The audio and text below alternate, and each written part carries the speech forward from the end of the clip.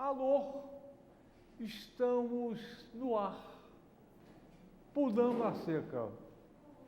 Pulando a Cerca é um programa que não tem pauta, não tem roteiro, nem tem censura. É como a vida. Hoje, dia 14 de setembro de 2012, o programa Pulando a Cerca é sempre uma grande homenagem à população brasileira. Aqui no Pulando a Cerca não tem aquele negócio da TV comercial, que é toda engessada. Pelo contrário, aqui é totalmente livre de censura e qualquer coisa. É um programa de oposição. Oposição, sim. Oposição à violência, à droga, ao lucro exagerado e todas as formas de autoritarismo. Então, Pulando a Cerca é um pequeno programa, mas uma grande bandeira.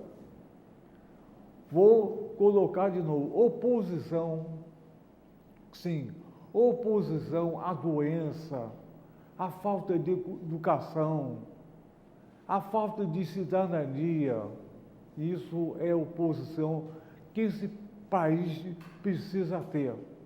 A UniTV é um canal universitário na Universidade Federal Fluminense.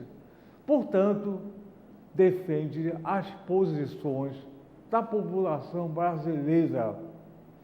Aqui é uma casa de ciência, cultura e divulgação. Hoje, nesse nosso programa especialíssimo, vamos fazer uma grande homenagem a um brasileiro que tem 85 anos de maturidade, de lucidez e vivência. Vamos fazer uma grande homenagem a alguém que sempre participa desse nosso programa. Vamos trazer agora o doutor sim,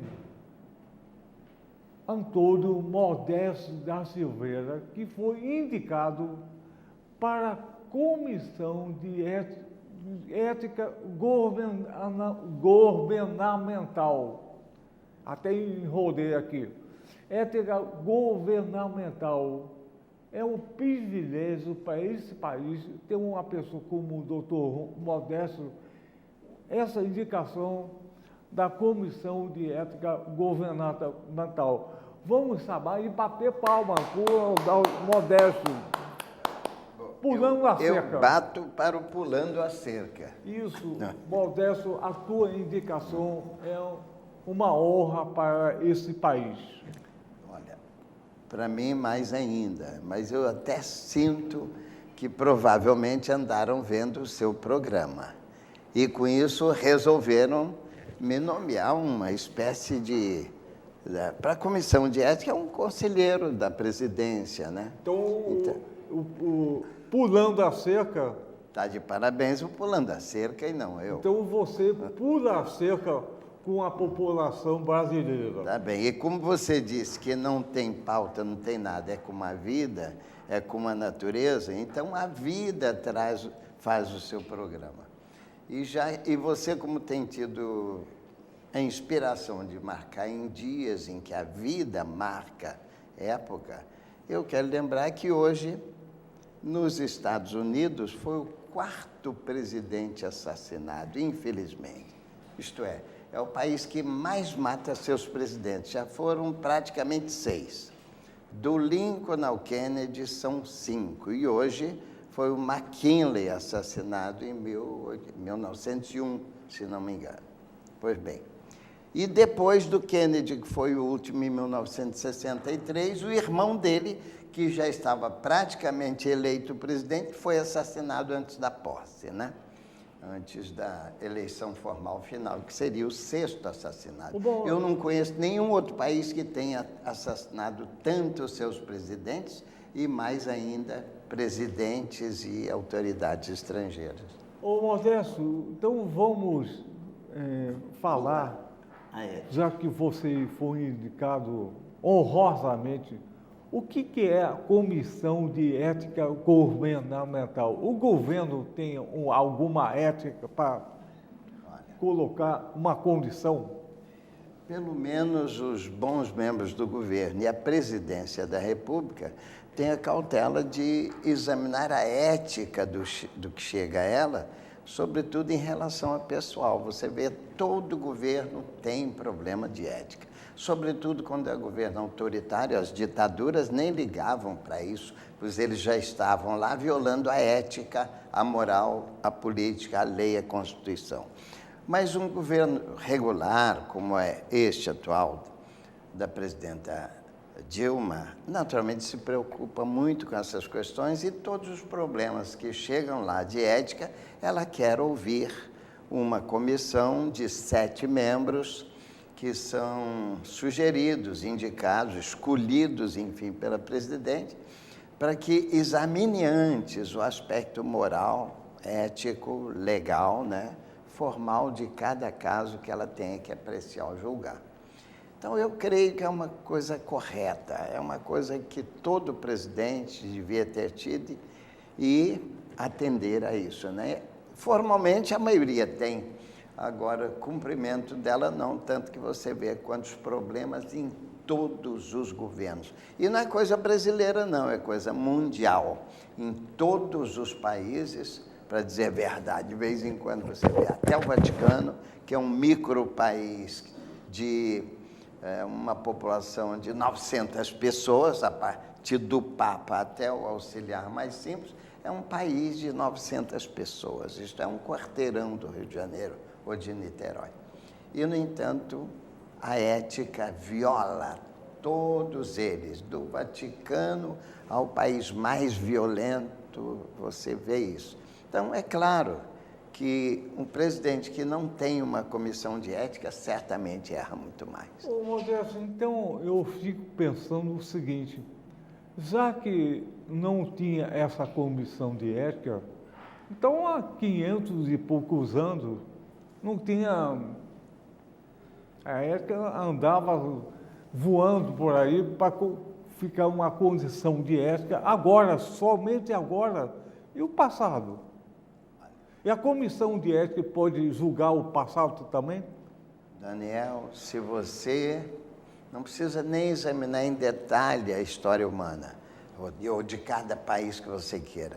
Mesmo vendo superficialmente a história, você percebe que em todos os países do mundo, como eu mencionei, e em todos os governos, há sempre quem viole a ética.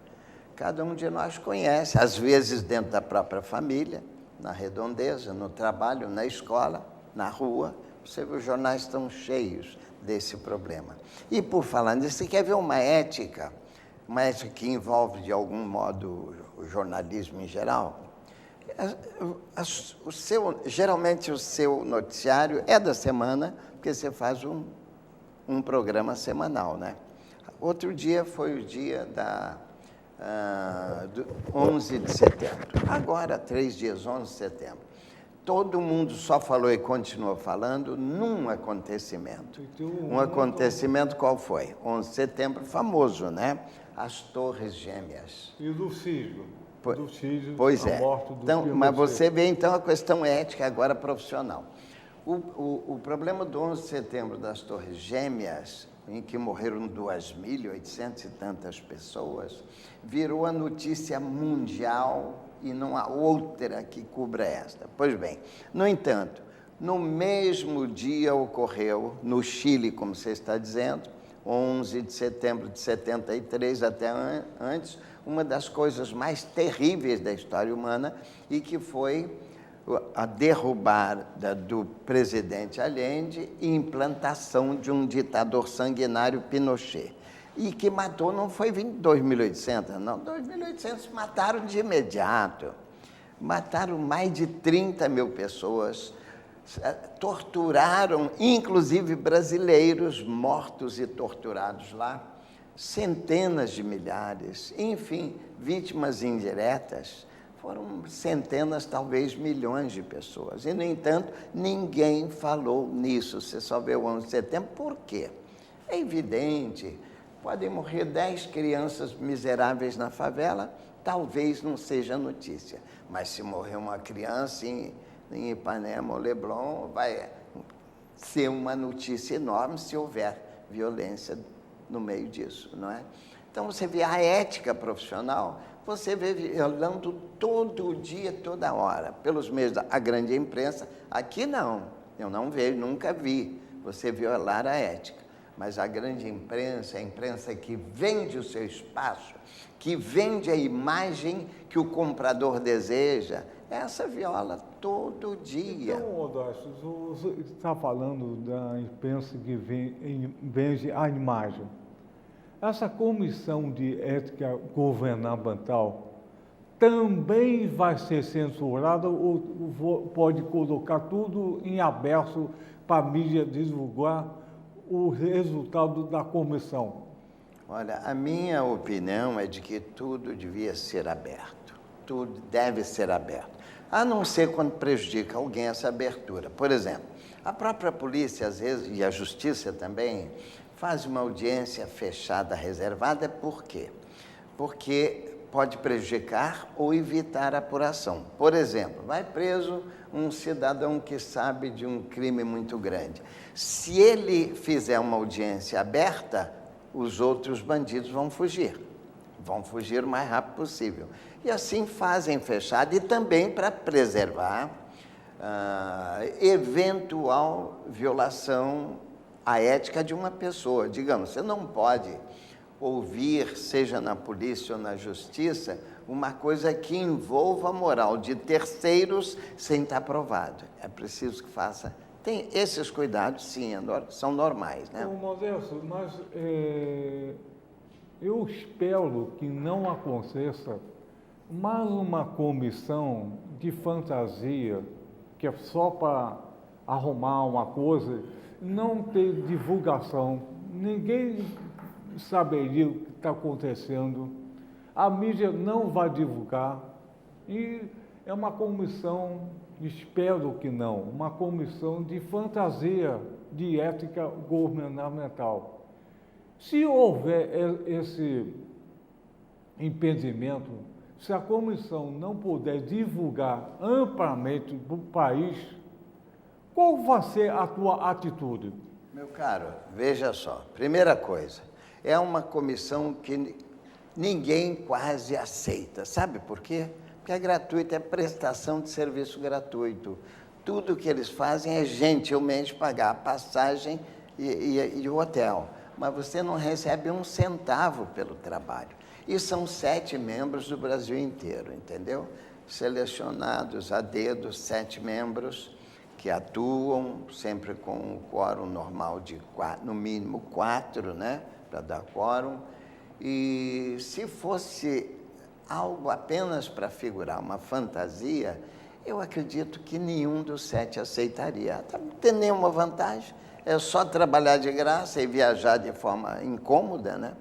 Então, eu acredito que essa comissão vai funcionar. Se não funcionar, certamente, cada um deles terá a ética suficiente de renunciar e até, eventualmente, não acredito que nesse governo aconteça isso, mas outro governo que não tivesse ética e violasse a comissão de ética, provavelmente veria renúncias e denúncias contra o próprio governo que os nomeou.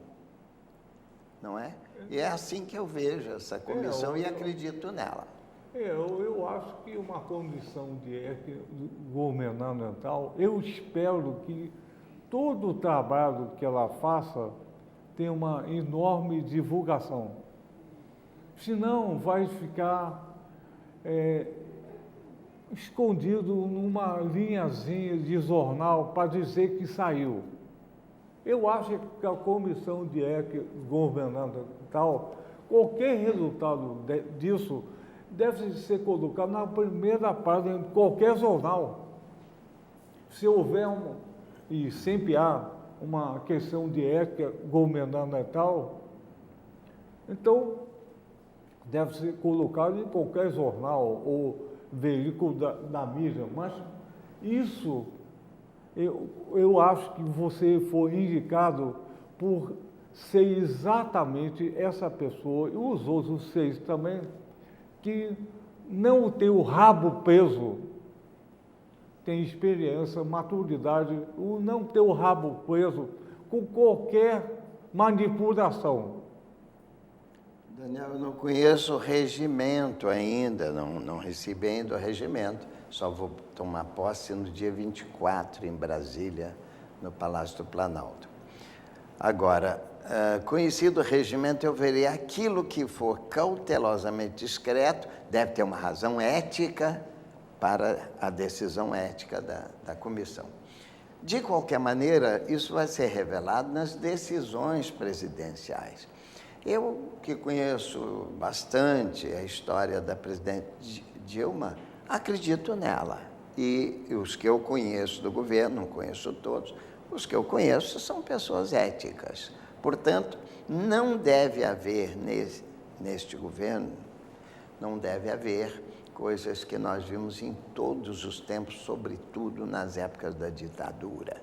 E também depois, você se lembra, né? Sarney, Collor, etc., num sentido crescente de ética, está havendo um sentido crescente, é uma escada que o governo está subindo no sentido de ética. Acredito, espero, que a presidenta Dilma consiga chegar ao topo dessa pirâmide, e se chegar, poderá ser um exemplo, de tal maneira que os outros se mantenham no topo desta pirâmide. Eu acho que você está colocando essa questão, se você for indicado para essa condição, eu acho que é uma grande indicação, alguma coisa está acontecendo. O governo parece que precisa de uma condição de ética, que o problema, você colocou, o problema do país é a corrupção e a ética que ficou embaixo. Então, eu acho que alguma coisa está acontecendo. Alguma proteção que o governo tem que ter, mas tem que divulgar. Você conhece pessoas no governo, mas o governo não é só pessoa, é uma máquina acostumada à corrupção, ao mal feito, corrupção, sacanagem, uma máquina terrível de romper o correto, corrupção pessoal, social e tudo. É uma forma de o governo ganhar o recurso que a população dá, ele explora e rouba. O Brasil, lamentavelmente, é o país que mais tem imposto. Um imposto aqui é uma loucura. E o governo se apropria disso e faz o quê? Então tem milhares de problemas com uma condição de ética. Olha, nós nunca, em todas as conversas que tivemos, nunca divergimos. Tivemos pequenas diferenças, e agora eu tenho uma pequena diferença com você e gostaria de dar minha opinião também. Primeiro, o Brasil não é o país mais corrupto, como muita gente diz. Não é verdade. Se olha as estatísticas de organismos internacionais sérios, e eles mostram que o Brasil está mais ou menos no meio da corrupção mundial. Há muitos e muitos países, inclusive alguns aparentemente que têm pouca corrupção e não têm. Por exemplo, a corrupção que jamais vem à tona. A corrupção orgânica, legal, quer dizer, o crime legal, entre aspas, hein? Crime nunca pode ser legal. Mas há um crime legal, aquele que jamais vem à tona e que foi aceito pela humanidade e pelas nações. Isto é, nós vimos aqui, por exemplo, toda grande corrupção que ocorre onde tem grandes fortunas e grande dinheiro, muito dinheiro. Quase toda ela tem um crime mundial da maior importância e que as leis criminais do mundo chamam de receptação. O mundo está cheio de grandes receptadores. Quem são os grandes receptadores? Eu até te provoquei para a gente conversar sobre isso um dia, que são os paraísos fiscais. O paraíso fiscal não vai esconder o ladrão de galinha, o pequeno ladrão, não interessa a ele. O paraíso fiscal esconde a grande corrupção, a grande bandidagem que envolve milhões ou bilhões de reais, ou dólares, ou euros. Escolhe os bilhões. E é coisa clara, todo mundo sabe disso, e é tudo legal. Mas é verdade isso. Mas o Brasil é o 5º país do mundo a ter paraíso fiscal dessa ordem. Pois é. Então, a corrupção aqui está enorme, muito mais do que a gente imagina no Nordeste. Mas está na proporção do peso econômico do país. O país hoje é a sexta. Pois é, mas a sexta economia do mundo. A sexta economia do mundo, que é o Brasil, já superou o Império Britânico e talvez, se continuar assim, este governo, o próximo, pode superar o 5º. Sabe quem é o 5º? A França. Sim, mas já superou o Império Britânico. Se superar a França, vira o 5º. Mas aí vou ficar com o presidente, entre aspas, Figueiredo, que diz: a economia vai bem, o povão vai mal. Ou que pode ser o 6º, 5º do mundo em economia, mas está em 90 e pouco de vida, qualidade de vida. Tem uma desproporção enorme. Isso é corrupção. Um país tão rico, Daniel, e a população tão pobre. Eu concordo com você que é preciso que nós no Brasil e o mundo combata essa diferença tão astronômica de uma pessoa super bilionária. Tem gente que tem vários, sobretudo americanos, alemães nem tanto. Tem todo o país, inclusive o Brasil. Se você levantar a ficha, como nós falamos outro dia, se você levantar a ficha das 1000 pessoas mais ricas do mundo, todas elas têm bilhões de dólares. Enquanto isso, quantos mendigos por aí, ou pessoas que trabalham com carência alimentar e morrendo até de fome, como é o caso, nós já até conversamos aqui um dia, que diariamente morrem só de fome cerca de, ou mais de 30 mil pessoas, ou seja, 11 milhões por ano, ou seja, 1 bilhão durante uma longevidade normal de um homem saudável como você e como nós aqui, entendeu? Então, de 7 bilhões morre um só de fome, é evidente que o mundo está praticando uma injustiça que viola todos os princípios legais, todos os princípios religiosos. Cada religião prega coisas bonitas, de igualdade, fraternidade e irmandade, não é isso? E, no entanto, os irmãos estão deixando. Cada 7 deixam morrer de fome, e o outro está morrendo de fome relativa, o outro de fome relativa também. Então, o mundo está assim, 1/3 vive na abastança e no desperdício, uma parte vive razoável, e a grande parte vive dessa maneira. Modesto, eu vou voltar à tua indicação, que foi um fato honroso para o país. Um país como o nosso, com um território muito grande, tem riqueza fantástica. O pré-sal, minérios, a terra para arar, livre, reto, no Pantanal. Então, isso tem que ter uma condição de ética governamental, que todo dia agora, a gente liga a televisão, tem uma marcha de protesto contra a corrupção, em São Paulo, no Brasil, todo lugar. corrupção e corrupção. Então, a tua indicação, eu acho, e os outros 6 pessoas, são pessoas acima desse negócio, estão acima, tem uma cabeça acima, vivência e maturidade.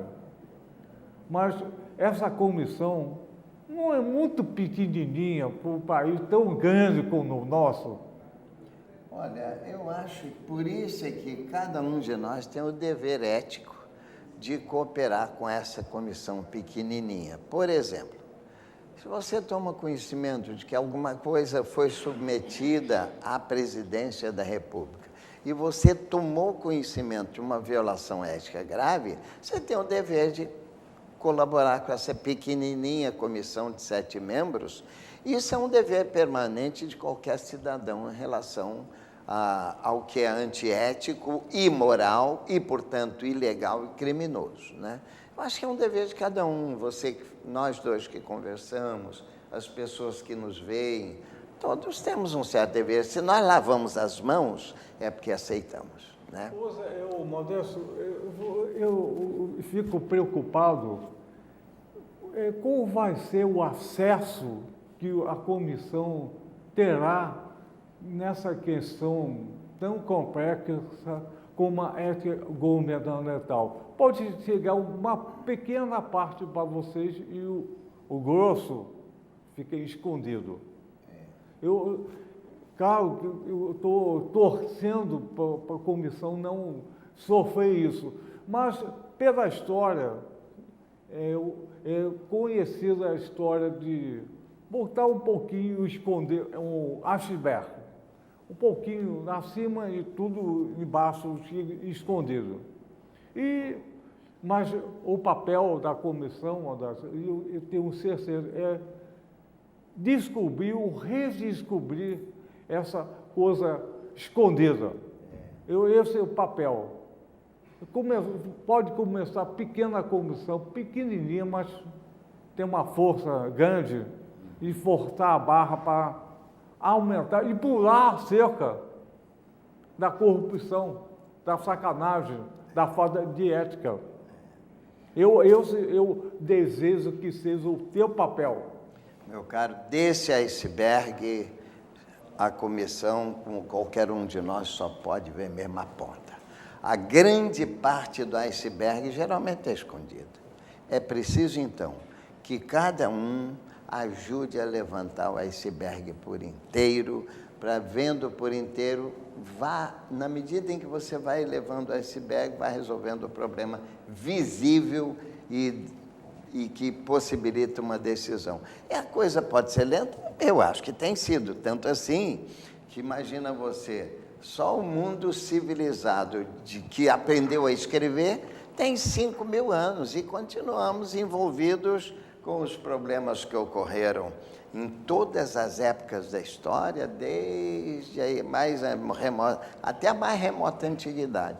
É sinal de que realmente o homem é teimoso em continuar a ser ultracentralista, ultraegoísta, e com isso a corrupção, a antiética aparece, né? E temos que condená-la e ir minimizando ao máximo, até, quem sabe, eliminar e ir para o topo da pirâmide, que é o nosso sonho.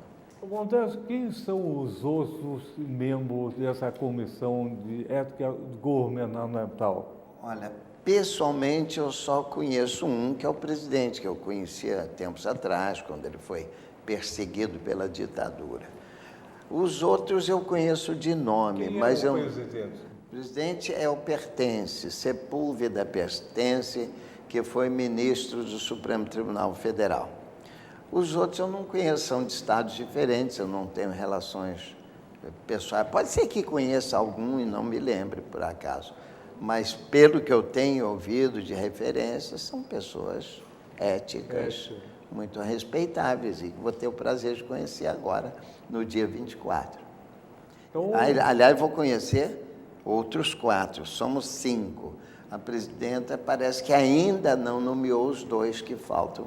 Tem 2 vagas. Espero que pessoas como vocês, você e vocês, possam estar lá, porque vocês eu então, conheço. vamos fazer um convite do Pulando a Cerca, se você conseguir trazer a comissão aqui.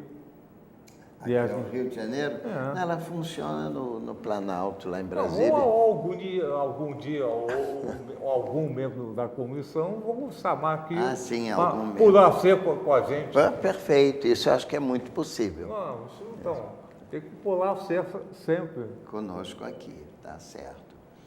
Mas é isso, meu caro, eu sei que você está lutando por uma melhoria da sociedade, do ser humano. Muita gente está lutando, não somos só nós. Mas, ao mesmo tempo, você vê quantas varas criminais, quantas varas há na Justiça do Brasil. Milhares de varas, o que significa? E centenas de milhares de advogados ganhando o seu dinheiro. O que vale dizer? Que a sociedade vive numa luta permanente entre si, entre grupos e até entre si e o governo, etc. Né? Quanta insatisfação, quanta colisão de interesse a gente encontra para justificar a presença de tantas centenas ou milhares de juízes por aí, pelo Brasil afora, e o mundo são talvez milhões de juízes, né? O Modesto, eu estou perguntando, algum país tem uma comissão de ética governamental funcionando plenamente? Olha, eu, pela história, tomo conhecimento de vez em quando, desde muito longa data, a referência às realezas. Os reis têm seus conselheiros, chamados conselheiros de rei, conselheiros da rainha, conselheiros do presidente, né? Conselheiras e conselheiros da presidência. Isso é de longa data, né? E mesmo assim você vê a história vem melhorando muito lentamente, mas quem sabe com a sua ajuda, a ajuda de todos nós, possa acelerar um pouquinho mais, né? E aqui no Brasil já teve alguma comissão de ética governamental anterior a essa? Teve alguma? Sempre houve. O presidente da República tinha também, quase sempre que eu saiba, menos as ditaduras, não precisa, porque a ditadura é um conluio do grupo que assumiu e abusa do poder. Eles não precisam, eles mesmos. Agora, geralmente as presidências, como as realezas, os sultanatos e tudo mais, os emirados, costumam ter um conselho de ética, conselho da presidência da República, que é o caso brasileiro. Isso é uma coisa antiga, não é nova. Não é uma invenção da atual presidência. Mas a efetividade dessa comissão, como é que foi antes? Já que teve? Não acompanhei, não sei, até porque você vê que o presidente, a presidenta, decidem as coisas, mas não publicam os detalhes, até porque não são necessários. A decisão é que é importante, né? A decisão, se errou ou acertou, o mérito ou a culpa é de quem decidiu, deu a assinatura final. Esse é o responsável pelo acerto ou pelo erro. Os outros apenas são conselheiros, isto é, dão a sua opinião legal, ética, etc. Só isso. Modesto, vamos aproveitar o tempo. O que você pretende nessa indicação honrosa, condição de ética governamental? Você pretende, na tua cabeça, fazer o quê? Meu caro, o que eu sempre fiz, procurar o que é correto. Se é antiético, seguramente é ilegal. E aí você tem o caminho, o roteiro. Pode ser apenas inconveniências políticas e não inconveniências políticas, como eu já tenho visto muito. Às vezes o cidadão não comete um crime explícito, violação da lei, mas ele comete, às vezes, muitas inabilidades políticas. Aí é uma questão entre a ética e a etiqueta, quase, mas, de qualquer modo, Eu acho que o que cair na mão desse conselho, desta comissão, deve ser analisado por todos e julgado pelo que a maioria entender que é o correto. Então, de 7, pelo menos 4. Já que você foi indicado e está na condição de ética governamental, qual é a tua posição sobre a questão do mensalão? Olha, outro dia um colega estava me perguntando e eu disse, eu não gosto de dar opinião sobre aquilo que eu não conheço. E esse é um processo em andamento e que eu não conheço, a não ser o que o jornal publica, mas eu não levo tão a sério a imprensa, porque você sabe, ele vende o produto dele, a mercadoria da grande imprensa é venda de espaço. Às vezes até venda de ética também, né? Não é o seu caso, não é o caso da pequena imprensa, que não tem interesse econômico financeiro envolvido. Mas, geralmente, a grande imprensa tem. Não vou dizer que todos, mas, em geral, tem. Portanto, o que eu não conheço, eu não gosto de dar opinião. Não sei, não conheço nem todos os membros, como eu lhe disse. Não sei o que vai cair lá. Agora, quando cair, eu vou ver. O mensalão cheira muito mal para todos nós, correto? Mas ainda hoje me telefonaram pedindo opinião. Eu disse, olha, eu não conheço bastante para dar uma opinião. Agora, se quiser uma opinião só de ética e de princípios, são os princípios que a humanidade conhece e defende, esse eu dou. Quer dizer, desde, por exemplo, o amplo direito de defesa de um lado, como o amplo direito de acusação do outro. Quem sabe que você cometeu um crime tem o direito e até o dever de dizer, né? E o seu direito de defesa, porque às vezes ele viu de um modo e a coisa era outra. É muito comum você ver equívocos também na justiça. Então, por essa questão de princípios, eu defendo permanentemente princípio consagrado, que a humanidade aceita como um todo, tem que ser defendido, por isso é que está na nossa Constituição e nas nossas leis. Aí sim, a questão de princípio eu falo a qualquer momento. Agora, de fato, não. Questões fáticas eu tenho que conhecer. Me dá o processo, eu dou o palpite final, ou até a sentença, se eu for juiz daquele caso, né? Mas tem que conhecer, sob pena de correr o risco de fazer injustiça ou, no mínimo, uma leviandade, né? Então, Modesto, olha só, a tua indicação para essa comissão de ética governamental é uma indicação de todo o país. Você foi sempre o grande defensor da justiça e do direito humano. Então, é uma indicação de todo o país que está lá com você. Ou você está lá com a gente. Eu quero estar lá e que vocês estejam comigo, comigo e com a comissão, na medida em que quem tiver conhecimento de uma violação ética que está em julgamento, deve ajudar. E acredito que a comissão vai acolher. Então, olha só, se tiver dificuldade em colocar nessa condição de ética, o programa Pulando a Cerca, que você participa, vai divulgar isso. Se não pode, aqui pode. Muito aqui bem. Não tem pauta, não tem censura, não tem roteiro, é como a vida. É a vida. Então, você faz parte da comissão Pulando a Cerca. Muito bem. Então, de ética do Brasil. Trazer a vida para cá. Sim, se lá não tiver espaço suficiente, você é membro dessa comissão que nós participamos aqui, comissão Pulando a Cerca pela vida, pela justiça, pela igualdade, cidadania.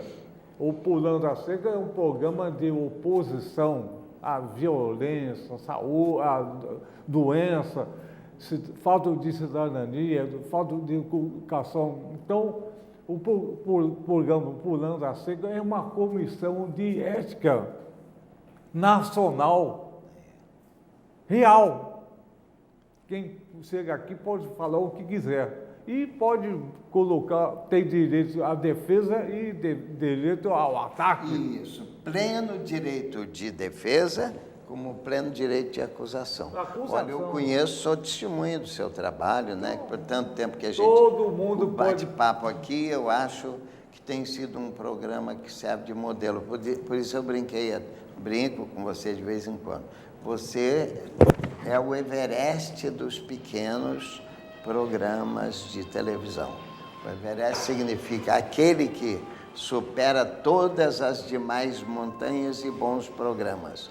Portanto, eu quero que você continue desse jeito, Daniel, e você estará sempre ajudando, cooperando com a Comissão de Ética e com a ética necessária nacional e mundial, que estão na lei, nas religiões e na consciência de todo cidadão solidário e que considera os outros como seus iguais e seus irmãos. Então, olha só, a tua indicação é uma indicação fantástica. Você sempre fala o paraíso fiscal. O Pulando a Cerca é um paraíso, sim, não fiscal. Um paraíso de ética, dignidade, cidadania. Concordo, é isso mesmo. Divergência e convergência. Isso. É um paraíso. E você, como membro desse paraíso humanitário e humanitário e ético, tem a nossa grande, como é que eu vou falar? Admiração por você ter chegado lá com essa tua idade, que normalmente a tua idade, estou cansado, não quer mais nada, estou cansado, não quero mais nada, você está lá brigando.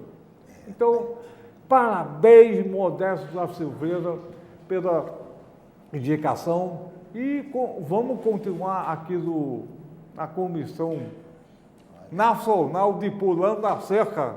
É uma honra e quero repetir, isso dá a você e a todos os que nos veem e nos ouvem, dá uma responsabilidade grande de cooperação ética. Sem o quê? Quem lava as mãos depois não tem direito de reclamar. O que você acha? Modesto, a equipe toda e eu também, estou nomeando você para presidente na Comissão Nacional de Ética do Pulando a Cerca. Aceita a nomeação para a nossa Comissão de Ética, que deve funcionar como tem funcionado, né?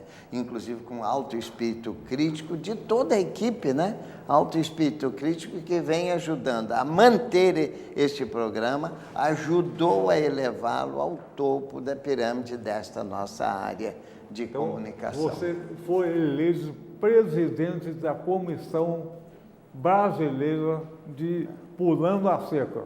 Pular a cerca por cima, pelo meio, por baixo, porque do outro lado é muito melhor. Então, vamos lá.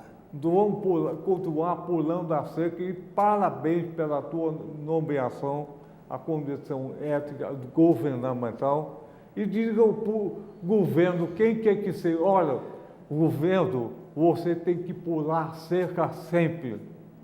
A cerca para o lado do bem. Do bem, calma.